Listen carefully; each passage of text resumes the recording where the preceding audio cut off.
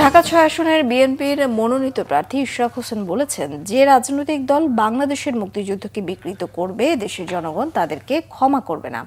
আগামী নির্বাচনে জনগণের প্রত্যক্ষ ভোটের মাধ্যমে জনপ্রতিনিধি হবে, এমন প্রত্যাশার কথাও জানান ইশরাক হোসেন। আরও জানাচ্ছেন মহিবুল্লাহ মহিব। বুধবার রাজধানীর ওয়ারীতে জিয়া শিশু কিশোর মেলার উদ্যোগে মহান বিজয় দিবস উপলক্ষে এক আলোচনা সভা ও সাংস্কৃতিক অনুষ্ঠানে অংশ নেন ঢাকা-৬ আসনের বিএনপি মনোনীত প্রার্থী ইশরাক হোসেন। এ সময় ইশরাক হোসেন বলেন, কোন রাজনৈতিক দল যদি বাংলাদেশের স্বাধীনতা এবং বিজয়কে অস্বীকার করতে চায়, তাহলে তাদের ইতিহাসের পাতায় ফিরে তাকানো উচিত। 16ই ডিসেম্বর জন্মের পর থেকে আমরা বিজয় দিবস পালন করে আসছি। জন্মের পর থেকে 26শে মার্চ বাংলাদেশের স্বাধীনতা দিবস আমরা পালন করে আসছি।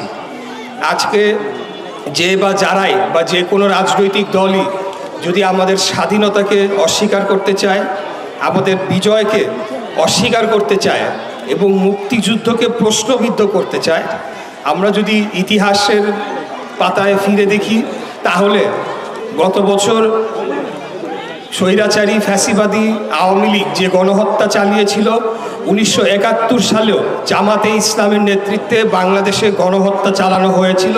এটাই হলো চিরন্তন সত্য। এদিকে রাজধানীর সূত্রাপুর থানার 42 নম্বর ওয়ার্ডে আয়োজিত এক উঠান বৈঠকে অংশ নেন ইশরাক হোসেন। জানান, দল ক্ষমতায় গেলে স্বল্প, মধ্য ও দীর্ঘমেয়াদী পরিকল্পনার মাধ্যমে নাগরিক সমস্যা সমাধানে কাজ করবেন তিনি।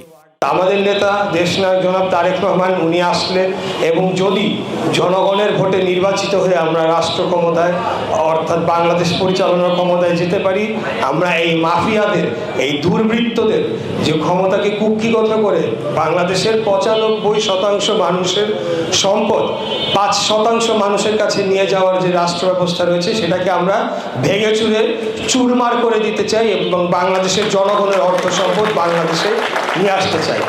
নিজেদের অপকর্ম জায়েজ করতে মুক্তিযুদ্ধকে আওয়ামী লীগ তাদের দলীয় সম্পত্তিতে পরিণত করেছিল বলেও অভিযোগ করেন বিএনপির এই নেতা।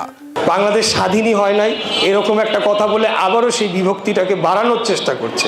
মহিবুল্লাহ মহিব, বাংলা ভিশন, ঢাকা।